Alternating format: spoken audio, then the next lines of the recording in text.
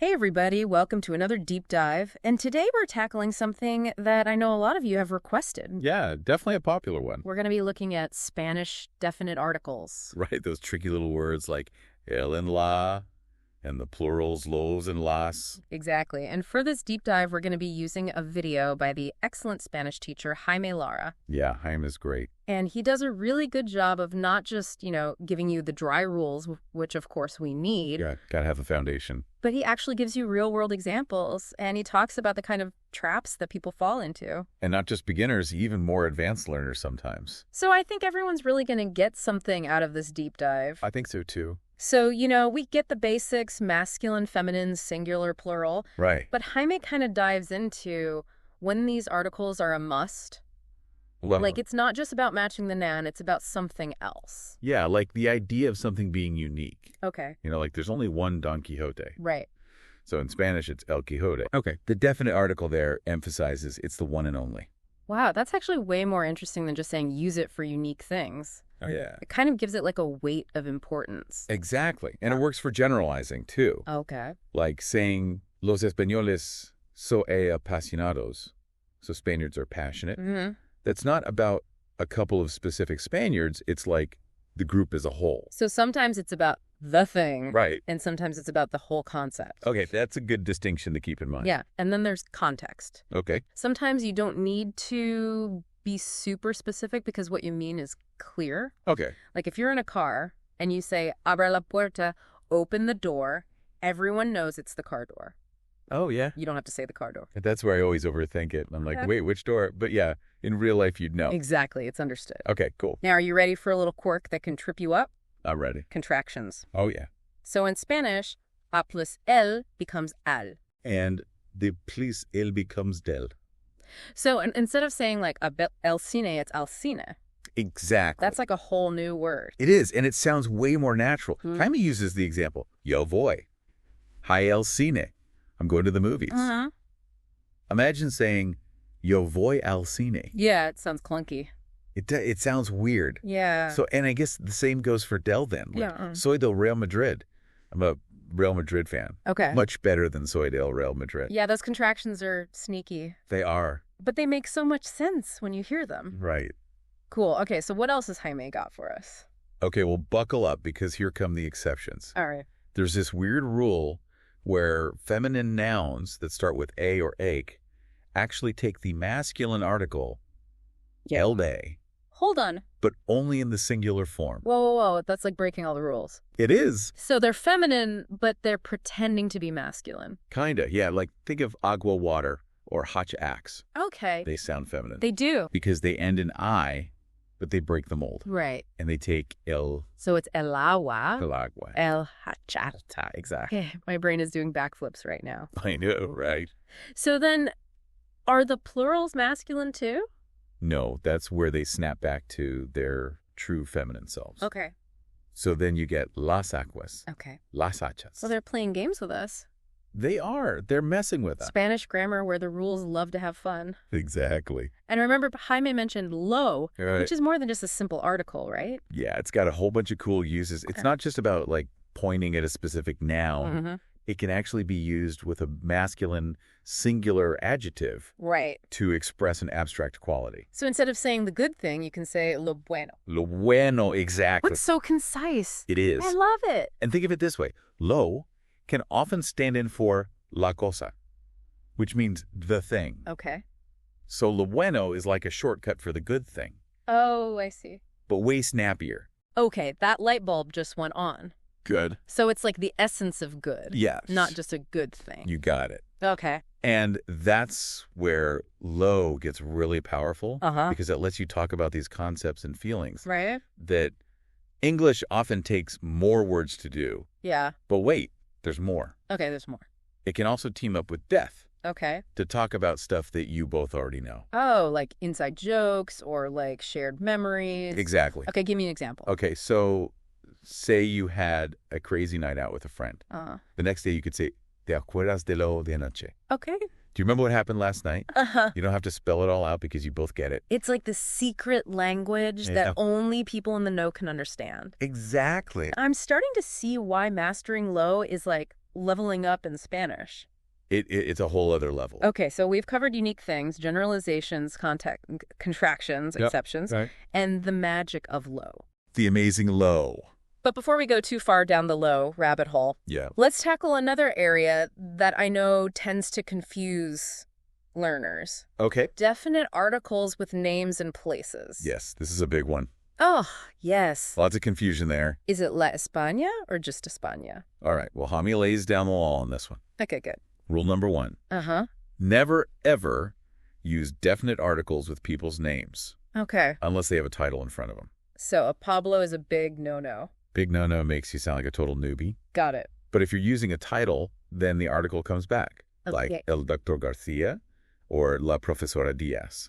So titles are like a VIP pass for articles. They get special treatment. Okay, what about places, though? Because it feels so random. There's actually a method to the madness. Okay. Most of the time, you skip the article for geographical locations. Okay. So, no El España, Right. no La Madrid, Okay. but of course there are exceptions. Because what's Spanish grammar without a few curveballs? Exactly. Okay. Got to keep us on our toes, right? You're like, what are we talking about here? So sometimes the article is actually baked right into the proper name, Okay. like La Habana, Havana. Okay. And then there are categories where the article is always invited to the party, Okay. like cinemas, theaters, museums, Yeah. hotels, bodies of water streets. So I could be strolling down La Rambla in Barcelona, Right. admiring artwork at El Museo del Prado in Madrid, Absolutely. and then catching a show at El Teatro Real. Perfect. And don't forget, El Rio Guadalquivir, the Guadalquivir River flowing through Seville. Oh, yeah. Jaime really paints a picture with these examples. I'm starting to feel like I'm there. I know, me too. It's so much more engaging than just memorizing rules from a textbook. That's the power of a good teacher. Yeah. And there's so much more to uncover Oh, I bet. about these little words that pack a big punch. I'm ready for more, but I think we should probably take a breath and come back for part 2, Yeah, let's do it. where we really see how this all comes together in real conversations. Sounds good. Until then. See you soon. Welcome back to our deep dive into those fascinating Spanish definite articles. I'm ready for more. It's amazing how much depth there is to these seemingly simple words. Right. It's like we're peeling back the layers of the Spanish language onion. I like that analogy. And each layer reveals something new and intriguing. Ooh, intriguing. Speaking of layers, in part 1, we were just starting to unravel the mysteries of when to use definite articles with names in places. What were your biggest aha moments from that discussion? Honestly, it was the exceptions that really got me thinking. Exceptions, yeah. Like, why is it La Habana for Havana, but not El Madrid for Madrid? Right. It feels so arbitrary. It feels arbitrary, but there's actually a historical reason behind each of those quirks. Oh, really? Yeah, like take La Habana, for example. Okay. Back in the day, cities were often named after saints. Uh-huh. And Havana was named after La Habana, meaning the harbor. Oh. And over time, the La just became part of the official name. Even though it refers to a geographical feature. Exactly. So it's like those little articles carry centuries of history within them. They do. That's pretty cool. It's fascinating. Language is a living record of a culture's evolution. I like that. And sometimes those historical quirks, they become the rules, even if they don't always make logical sense. So don't overthink it. Just go with the flow of how native speakers actually use the language. Exactly, you got it. Okay. And speaking of going with the flow, let's revisit the magical world of low, Ooh, yes. Low. which Jaime explains so brilliantly in his video. He does. What really clicked for you about how low is used? I think what blew my mind was how low can replace the entire phrase la cosa, the thing. Oh, It's like, you're right. boom, instant shortcut. Exactly. And it lets you talk about things in this really abstract, conceptual way. Right, and that's where low can really elevate your Spanish. Yeah. Instead of saying la cosa buena, the good thing, Yeah. you can just say lo bueno, the good. Right. And it has this like elegant simplicity to it. It's like you're capturing the essence of goodness itself, not just a specific good thing. Precisely. And it works for all sorts of abstract concepts. Okay. Lo importante, the important.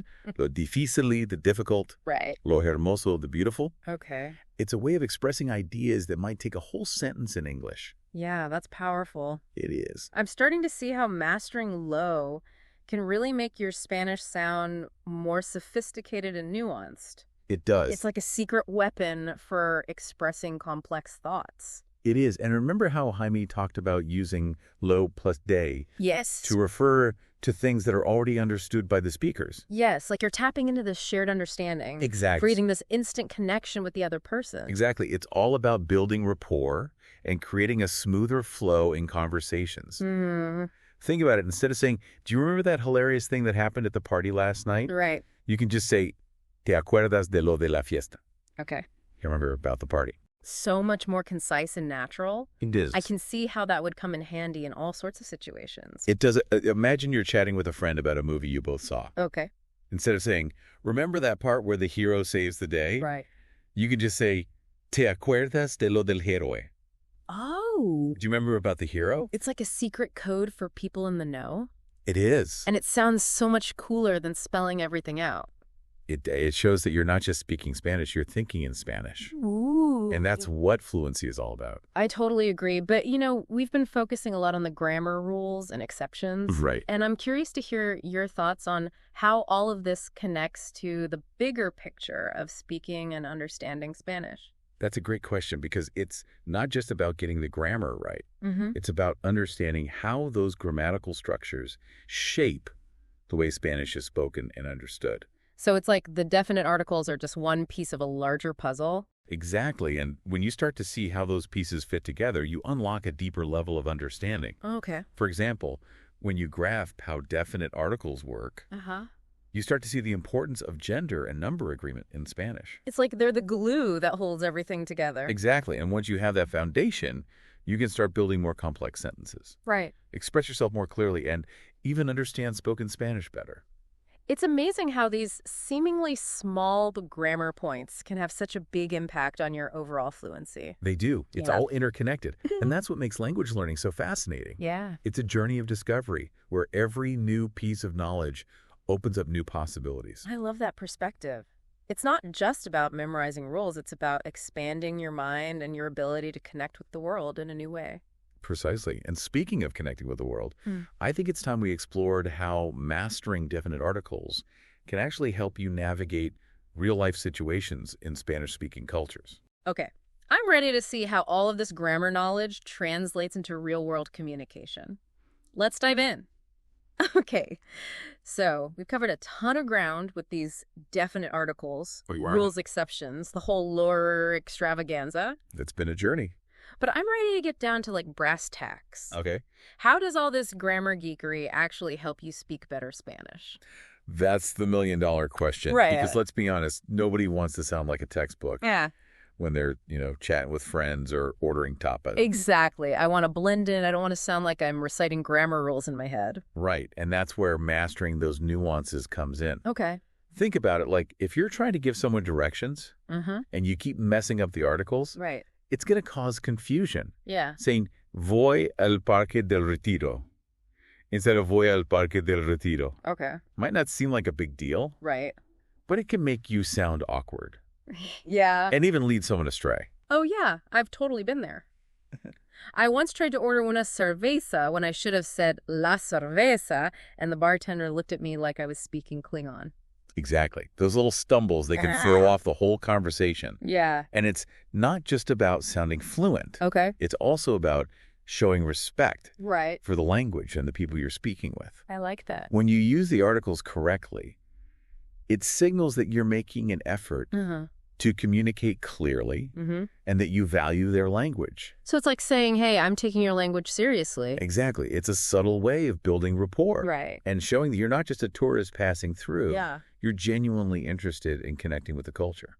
Now, we've been talking about the Spanish spoken in Spain. Right. But I know there are tons of variations across the Spanish-speaking world. Absolutely. So do these definite article rules hold up everywhere? That's a fantastic question. And it highlights one of the most exciting aspects of learning Spanish. Okay, what's that? It's a language that's constantly evolving and adapting to different cultural contexts. Okay. So while the basic rules that we've discussed are pretty standard, you'll definitely encounter regional quirks and preferences. So what might sound totally normal in Madrid could raise eyebrows in Mexico City. Exactly. Okay. For example, in parts of Latin America, Okay. it's common to drop the definite article before possessive pronouns. Oh, really? Yeah. So instead of saying mi casa, my house, Right. you might hear casa mia. Oh, interesting. Same meaning, Yeah. but it has a slightly different flavor. It's like the same song, but with a different beat. Exactly, and that's the beauty of Spanish. Yeah. It's this vibrant tapestry of accents, dialects, and regionalisms. I love that. And the more you expose yourself to those variations, Uh-huh. the more adaptable and confident you'll become as a speaker. Well, this deep dive has been a real eye-opener. It has. I feel like I've not only learned a ton about definite articles, Right. but also gained a deeper appreciation for the richness and complexity of the Spanish language. Me too. Yeah. Jaime's video was a fantastic jumping-off point. It was. And I think our discussion has really brought those concepts to life. Absolutely. No, before we wrap up, I have one final thought to leave our listeners with. Okay. As you continue exploring the Spanish language, Uh-huh. pay attention to how those little definite articles are used Yeah. in different contexts, Right. different regions and different conversations. Yes. It's like a window into the soul of the language. That's a beautiful way to put it. It's a reminder that language is so much more than just words and grammar. Right. It's a reflection of culture, history, and human connection. I love that. So keep exploring, Yes. keep practicing, and most importantly, keep having fun with Spanish. Couldn't have said it better myself. Hasta la próxima.